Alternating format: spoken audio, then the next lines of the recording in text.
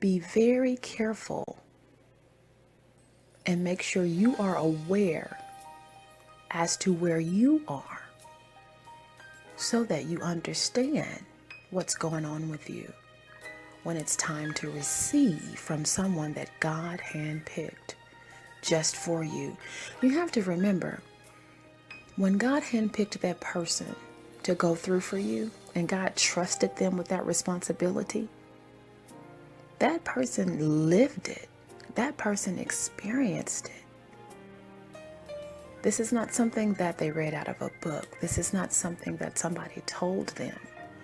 This is something that they experienced themselves, that they are sharing with you now to help you, one, either get out of what you're in, skip over what it is they see you headed to move forward, or go back and realize, you know what, I did not deal with that issue. I need to deal with it now because it's holding me back from moving forward. We're still talking about your perception of going through an uneasy situation. And I wanted to touch on briefly, are you going through this trial right now because you need to cleanse yourself of unhealthy habits and or people? Now, mind you, there are tons and tons of unhealthy habits that we could talk about, but the one that sticks out to me is our attitude. I remember a time when a friend of mine responded to me the way I normally respond to her.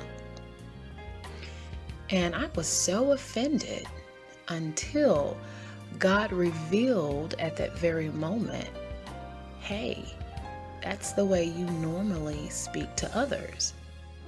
So believe it or not, God was using that young lady so that I could see myself, because I was not aware of what I was doing. Did you realize that some of the very things that you hate done to you, some of the very things that you despise, those are the things that you're dishing out. You're giving it without even breaking a sweat. But you hate those very things. We're sometimes going through these uneasy situations to help us be aware of how we are perceived and what we need to change. And then you could sometimes be going through something because you need to change your circle. God will allow you to be around people that will help you grow. And if you notice that the people around you hold you back, they see you making mistakes, but they don't say anything. They laugh at you. Those are wolves in sheep clothing. Now, I know we know that, but when you start talking about changing your circle and then becoming a loner for a moment or not having so many friends, you're talking about changing your status in some instances, because it's popular to have a lot of friends. It's very unpopular to have one or two. But we have to have an atmosphere of people that love us. And those friends that show that love have to understand that love doesn't always feel good.